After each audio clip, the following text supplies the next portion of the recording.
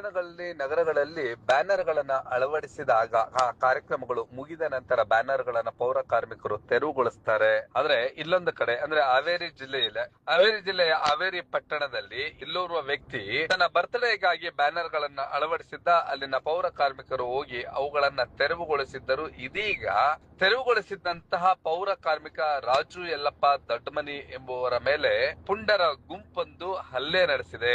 ಈ ಒಂದು ದೃಶ್ಯಗಳು ಸಿಸಿ ಕ್ಯಾಮೆರಾಗಳಲ್ಲಿ ಸೆರೆಯಾಗಿದೆ. ಬ್ಯಾಟ್, ರಾಡ್, ಕೋಲುಗಳಿಂದಲೂ ಬಂದು ಹಲ್ಲೆ ನಡೆಸಿರ್ತಕ್ಕಂತಹದ್ದು.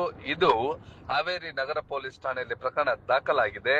ಈ ಒಂದು ಪುಂಡರ ಗ್ಯಾಂಗ್ ಇಲ್ಲಿ ಬ್ಯಾನರ್ ಗಳನ್ನ ಅಳವಡಿಸಲಾಗಿದ್ದಂತ ಅಕ್ಷತಾ ಕೆಸಿ ಎಂಬುವರ ಕಡೆಯವರು ಅಂತ ಹೇಳಲಾಗ್ತಾ ಇದೆ. ಅಕ್ಷತಾ ಕೆಸಿ ಸೇರಿದಂತೆ ಹಲ್ಲೆ ಮಾಡಿದಂತವರ ಮೇಲೆ ಇದೀಗ ಪೊಲೀಸ್ನವರು ಪ್ರಕರಣವನ್ನ ದಾಖಲಿಸಿಕೊಳ್ಳಲು ಹಿಂದೇಟು ಹಾಕ್ತಿದ್ದಾರಂತೆ. ಅಕ್ಷತಾ ಕೆಸಿ ಎನ್ನುವಂತವರು ಈಗ ಹಾವೇರಿ ಪಟ್ಟಣದಲ್ಲಿ ಅಷ್ಟು ಪ್ರಭಾವಿಗಳಾಗಿದ್ದಾರೆ ಅಂತ ಹೇಳಲಾಗ್ತಾ ಇದೆ. ಆದ್ರೆ ಹಲ್ಲೆಗೆ ಒಳಗಾಗಿರ್ತಕ್ಕಂತಹ ರಾಜು ಯಲ್ಲಪ್ಪ ದೊಡ್ಡಮನಿ ಎನ್ನುವಂತವರು ಗಂಭೀರ ಗಾಯಗೊಂಡು ಆಸ್ಪತ್ರೆಯಲ್ಲಿ ಚಿಕಿತ್ಸೆಯನ್ನ ಪಡಿತಾ ಇದ್ದಾರೆ. ಆ ಎಲ್ಲ ದೃಶ್ಯಗಳನ್ನ ನೋಡೋಣ ಬನ್ನಿ.